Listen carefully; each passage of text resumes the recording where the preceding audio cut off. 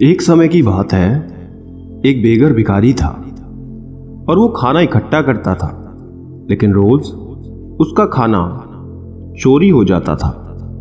एक दिन उसने उस चूहे को पकड़ा जो उसका खाना चुरा कर ले जाता था और उसे कहा कि तुम मेरा खाना क्यों चुराते हो? मैं तो खुद एक भिखारी हूं। चुराना है तो किसी अमीर का चुराओ, उसे तो फर्क भी नहीं पड़ेगा।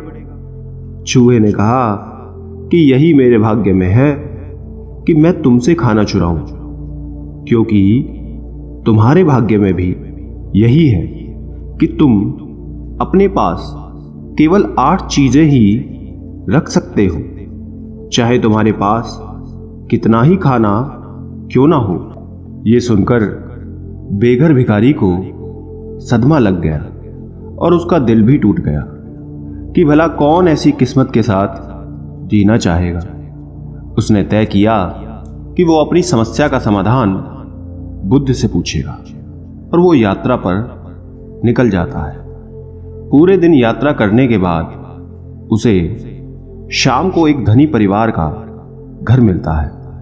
वो सोचता है क्यों ना आज रात यहीं गुजार लूं। सुबह होते ही बुद्ध के पास जाने के लिए निकल जाऊंगा।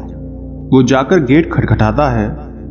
घर का मालिक आता है। वो उससे पूछता है कि मैं एक यात्री हूं, क्या यहां आज रात रुक सकता हूं? मालिक ने उसे भीतर बुला लिया और दोनों भोजन करने बैठ जाते हैं। भोजन करते समय मालिक ने पूछा, आप कहां की यात्रा कर रहे थे? भिखारी ने कहा, मेरे कुछ सवाल हैं जिनके जवाब बुद्ध से लेने जा रहा हूं। ये सुन उस घर की मालकिन ने कहा कि क्या आप बुद्ध से मेरा भी एक सवाल पूछ लेंगे? भिखारी ने कहा, ठीक है, क्या सवाल है आपका? वो कहती है, मेरी 16 साल की बेटी है, वो बोल नहीं सकती। आप उनसे पूछना कि हम ऐसा क्या करें कि वो बोलने लगे। अगले दिन वो उन्हें आश्रय देने का शुक्रिया अदा कर यात्रा के लिए रवाना हो जाता है। वो फिर अपनी यात्रा शुरू करता है। आगे जाकर उसे एक पहाड़ों का झुंड मिलता है जो उसे पार करना होता है। उसे वहीं एक जादूगर मिलता है। वो कहता है, क्या आप मेरी इस पहाड़ों को पार करने में मदद करेंगे? जादूगर उसे अपनी छड़ी पर बिठाकर पहाड़ पार करा देता है। वो उससे पूछता है कि कहां जा रहे हो? भिखारी कहता है, बुद्ध से मिलने। जादूगर कहता है कि क्या तुम मेरे एक सवाल का जवाब उनसे पूछ सकते हो? भिखारी कहता है, बिल्कुल, बताओ। तब जादूगर कहता है कि मैं पिछले 1000 साल से स्वर्ग जाने का इंतजार कर रहा हूं। मैंने सारी शिक्षा प्राप्त कर ली है। तुम बुद्ध से पूछना कि स्वर्ग जाने के लिए अब मुझे क्या करना होगा। भिखारी सवाल सुनकर फिर आगे की यात्रा शुरू कर देता है। कुछ दूर चलने के बाद उसे एक नदी मिलती है। वो उसके लिए रुकावट होती है क्योंकि वो बहुत गहरी थी, जिसे पार करना उसके लिए मुश्किल होता है। लेकिन सौभाग्य से उसे एक कछुआ मिल जाता है और उसे वो नदी पार कराने लगता है। नदी पार करते समय वो भिखारी से पूछता है कि तुम कहां जा रहे हो? वो कहता है, मैं बुद्ध के पास कुछ सवालों के जवाब लेने जा रहा हूं। कछुआ कहता है कि मेरा भी एक सवाल है। भिखारी कहता है, क्या है, बताओ। कछुआ कहता है, मैं पिछले 500 साल से एक ड्रैगन बनने का इंतजार कर रहा हूं। मेरी शिक्षा के अनुसार मुझे अब तो ड्रैगन बन जाना चाहिए था। क्या तुम पूछ सकते हो मुझे अभी और कितना समय लगेगा? भिखारी कहता है, ठीक है।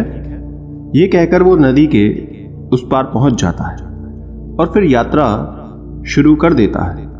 अंत में बुद्ध के मठ के यहां पे पहुंच जाता है और मन ही मन सोचता है, आज महान बुद्ध से मिल ही लूंगा। वो पूरे आनंद और उत्साह से मठ के अंदर जाकर बुद्ध को प्रणाम करता है और कहता है कि मैं एक भिखारी हूं, मेरे कुछ सवाल हैं, उसके जवाब लेने आया हूं। बुद्ध ने कहा, ठीक है, लेकिन मैं सिर्फ 3 ही सवाल का जवाब दूंगा। बेघर भिखारी कहता है, लेकिन मेरे तो 4 सवाल हैं। बुद्ध कुछ उत्तर नहीं देते। अब भिखारी सोच में पड़ जाता है कि क्या करूं। तब वो बड़े ध्यान से उस कछुए के बारे में सोचता है जो 500 साल से ड्रैगन बनने का इंतजार कर रहा है। उसे कितनी तकलीफ हुई होगी। फिर वो उस जादूगर के बारे में सोचता है जो कि 1000 सालों से जी रहा है स्वर्ग जाने के इंतजार में। 1000 साल बहुत होते हैं। अब उस जादूगर को स्वर्ग जाना ही चाहिए। आखिर में वो उस लड़की के बारे में सोचता है कि उसके आगे पूरी जिंदगी पड़ी है। उसका बोलना कितना जरूरी है। बिना बोले कैसे वो अपनी जिंदगी जिएगी। ये तो क्रूरता है, पाप है। फिर वो खुद को देखता है और सोचता है कि मैं तो एक भिखारी हूं, मैं तो वापस जाकर भीख मांग सकता हूं। मेरा क्या है, मेरा तो कुछ नहीं बदलेगा। लेकिन इनके सवालों का जवाब जरूरी है। इनका सब कुछ बदल सकता है। जब उसने दूसरे की समस्या के बारे में सोचा तो उसे खुद की दिक्कतें कम लगने लगी। अतः उसने अंत में निर्णय लिया कि वो उन तीनों के सवाल का उत्तर जरूर पूछेगा। उसने उस कछुए के बारे में पूछा। बुद्ध ने कहा, वो कछुआ अपना ढांचा छोड़ने के लिए तैयार नहीं है। जब तक वो उसे नहीं छोड़ेगा तब तक ड्रैगन नहीं बन सकता। फिर उसने उस जादूगर के बारे में पूछा। बुद्ध ने कहा, उसकी छड़ी एक आसरे की तरह है जो उसको स्वर्ग जाने से रोक रही है। उसे वो हमेशा अपने हाथ में रखता है। उसे छड़ी को दूर करना होगा, तभी वो स्वर्ग जा पाएगा। फिर अंत में उसने उस लड़की के बारे में पूछा। बुद्ध ने कहा, वो लड़की जरूर बोलेगी जब वो अपने हमसफर से मिलेगी। अपने तीनों प्रश्नों के उत्तर जानकर महान बुद्ध को प्रणाम करता है और खुशी खुशी वो वहां से विदा ले लेता है। रास्ते में वो कछुए से मिलता है और कहता है कि अपना ढांचा बदलो, तुम ड्रैगन बन जाओगे। कछुआ ढांचा निकाल देता है। उसमें बेशकीमती हीरे होते हैं जो गहरे समुद्र के होते हैं। वो उसे भिखारी को दे देता है और उसको धन्यवाद कर ड्रैगन बनकर उड़ जाता है।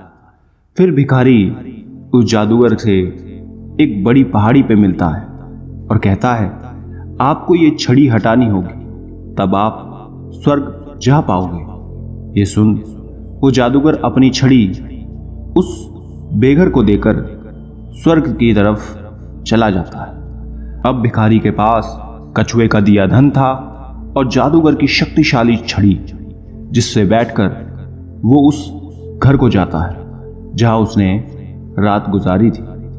उस भिखारी को देखकर उसके परिवार वाले बेहद खुश होते हैं कि उन्हें उनका जवाब मिलेगा। भिखारी कहता है, आपकी बेटी बोल पाएगी जब उसे उसका हमसफर मिलेगा। उसी क्षण उनकी बेटी नीचे आकर कहती है, क्या ये वही आदमी है जो पिछले हफ्ते आया था? ये सुन उसके माता पिता हैरान थे। वो लड़की की आवाज सुनकर बहुत खुश थे। वो उस बेघर इंसान की तरफ देखते हैं। ये वही हमसफर था। उसके बाद वो दोनों की शादी करा देते हैं, जिसके बाद दोनों खुशी खुशी रहने लगते हैं। दोस्तों, हमें इससे ये शिक्षा मिलती है कि हम जो कुछ भी अच्छा कार्य करते हैं वो किसी न किसी रूप में लौटकर हमारे पास आ ही जाता है। इसलिए व्यर्थ की चिंता छोड़िए, अच्छे कार्य, अच्छे कर्म करिए। जितना अच्छे कर्म करेंगे उतनी ही शांति आपको भीतर से महसूस होने लगेगी। आपका क्या मानना है दोस्तों? कमेंट में लिखकर जरूर बताना। धन्यवाद।